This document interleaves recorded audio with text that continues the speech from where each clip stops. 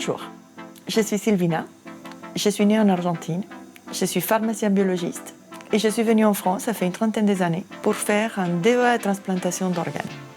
La France était déjà un pays leader en transplantation d'organes et c'est là qui m'amène à venir ici. C'était depuis pratiquement 17-18 ans que j'ai trouvé fascinant de rendre la vie après un acte triste, comme c'est la mort de quelqu'un, et rendre cette mort presque utile pour quelqu'un d'autre. Et Lyon était déjà un centre où beaucoup de gens du monde entier venaient se former en transplantation.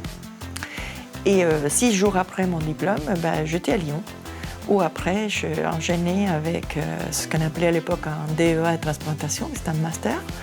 Et puis après une thèse de doctorat, que c'est 3 ans, 4 ans de recherche pure, qui ont conduit déjà à l'optimisation d'un liquide de préservation d'organes.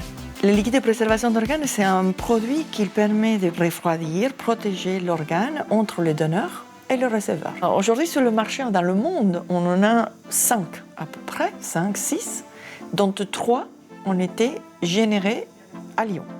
Le produit encore leader sur le marché, c'est un produit de conception américaine. 70% des transplantés dans le monde utilisent encore cette liquide d'une génération très ancienne. Tout ce qu'on cherche en fait aujourd'hui, c'est d'optimiser justement cette qualité pour qu'on donne de plus en plus de chances de survie du greffon, comme on appelle, et c'est la survie de la qualité de vie des patients transplantés. Tous les pays du monde ont une pénurie d'organes. C'est-à-dire que préserver mieux, ça veut dire qu'on va donner toujours plus de chances à l'organe à répartir plus vite. Et on sait que plus on lui donne ces chances, plus il va vivre plus longtemps. Et c'est ce qu'on cherche, parce que la qualité de vie des patients transplantés, c'est ça qu'on cherche. À Bourg-en-Bresse, vous êtes accueillis, il y a un contact humain. Vous avez les mêmes panoplies de structures ou des dossiers à faire, sauf qu'à différence de parfois Lyon ou Paris, où effectivement la masse, il fait qu'on a beaucoup moins de plaisir de collaborer avec les institutions. À la base, je pense que je me suis attachée plutôt à refaire une ferme bressane.